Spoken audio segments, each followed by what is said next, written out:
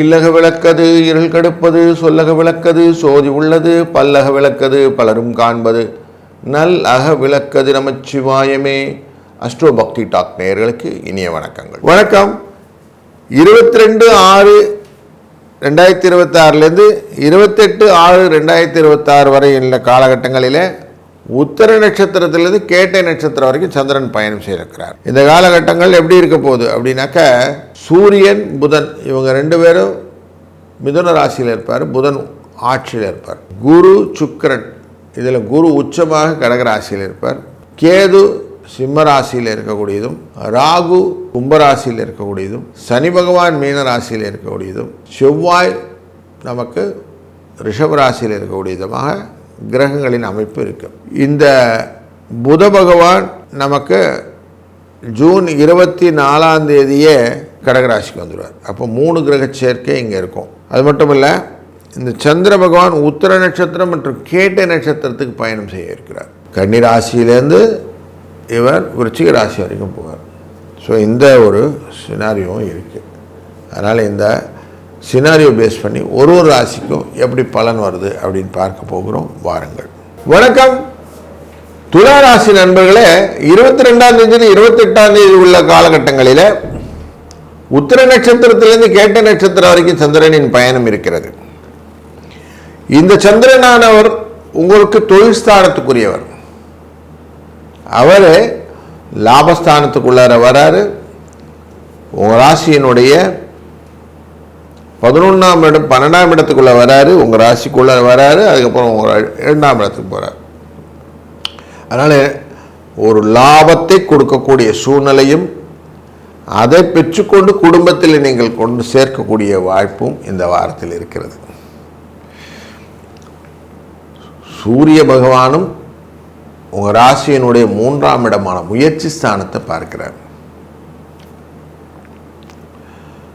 சூரியனின் பூர்வ புண்ணிய ஸ்தானத்தில் இருப்பதனாலே நல்ல ஒரு மொமெண்ட், தந்தை வழி சொத்துக்களில் இருந்த பிரச்சனைகள் தீர்வதற்கான வாய்ப்புகள், புதனுடன் சேர்ந்து இருக்கக்கூடிய புதன் உச்சத்தில் இருப்பார், ஆட்சியில் இருப்பார்.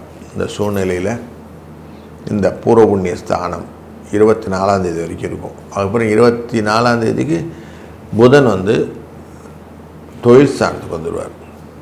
அப்போ 2 நாளைக்கு உங்களுக்கு நல்ல ஆப்பர்ச்சுனிட்டி இருக்குது, கேபிட்டலைஸ் பண்ணிக்கோங்க. புதன் சுக்கிரன் மற்றும் குரு தொழில் ஸ்தானத்தில் இருக்க போகிறாங்க. நிறைய பயணங்கள், இடப்பெயர்ச்சிகள் கொடுக்கக்கூடிய சூழ்நிலை உண்டு. இந்த சுக்கிர பகவான் 10ஆம் இடத்தில் இருக்கிறதுனால தேவையில்லாத கலகங்கள் இது ரெண்டுத்தையுமே கொடுப்பார் தொழிலில். அதில் கொஞ்சம் பெண்கள் விஷயத்தில், மாற்று பாலினத்தர் விஷயத்தில் கொஞ்சம் ஜாக்கிரதையாக இருந்துக்கிடுங்க. எல்லாம் எனக்கு தெரியும் அப்படிங்கிற மாதிரிலாம் வேர்ட்ஸை கொடுத்து மாட்டிக்காதீங்க. இந்த கேது பகவான் லாபத்தில் இருக்கிறது நல்லது தான். உத்திர நட்சத்திரத்தில் இருக்கும்போது சந்திரன் கேதுவுடன் சேர்ந்து இருப்பதனாலே கொஞ்சம் லாபம் கூடுதலாக கிடைக்கும். கொஞ்சம் புத்தியை தீட்டுவதனாலே நம்ம கொஞ்சம் டியூன் பண்ணிக்கக்கூடிய சூழ்நிலை உண்டு. யோகக்காரனான சனி பகவான் உங்களுக்கு தொடர்ந்து லாபத்தை கொடுத்து கொண்டிருப்பார். அதனால் பயப்பட வேண்டியது இல்லை. 3, 4 அப்படிங்கிற அதிர்ஷ்ட எண்ணை இந்த வாரம் முழுவதும் பயன்படுத்துங்கள். சிக்கல் தீரும். வாழ்க வளத்துடன். வணக்கம். விருச்சிக ராசி நண்பர்களே, இந்த வாரம் 22ஆம் தேதி 28ஆம் தேதி உள்ள காலகட்டங்களிலே சந்திர பகவான் உத்திர நட்சத்திரத்திலிருந்து உங்கள் ராசியில் இருக்கக்கூடிய கேட்டை நட்சத்திரம் வரைக்கும் பயணம் செய்ய இருக்கிறார். அதனால் தொழிலிலே நல்ல முன்னேற்றத்துக்கான வழிகள், லாபத்தை பெருக்கிக் கொள்ளக்கூடிய ஆப்பர்ச்சுனிட்டி, லாபம் பெற்ற பின்னே அதனுடைய செலவுகள், உங்களை பற்றின தற்சோதனைகள், இதெல்லாம் இந்த வாரத்தில் பிளாட்டண்டாக நமக்கு தெரியுது. சூரியன் புதன் இவங்க 2 பேரும் உங்கள் ராசியினுடைய அஷ்டமத்தில் உட்கார்ந்துருக்கிறாங்க.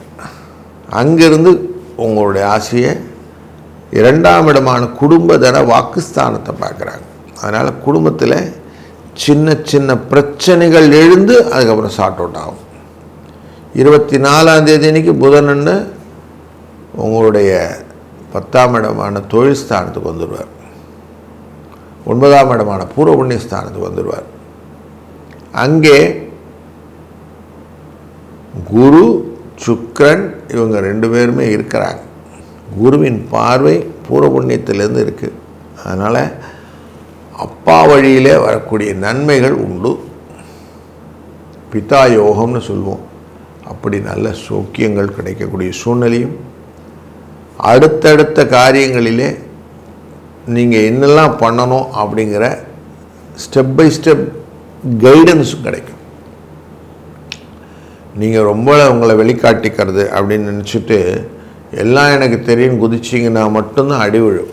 அதனால் அதை மட்டும் பண்ணாத இந்த வாரம் கரெக்டாக இருந்துடுங்க. சுக்கிர பகவான் 9ஆம் இடத்துல இருக்கிறது லாபத்தை கொடுக்கும்.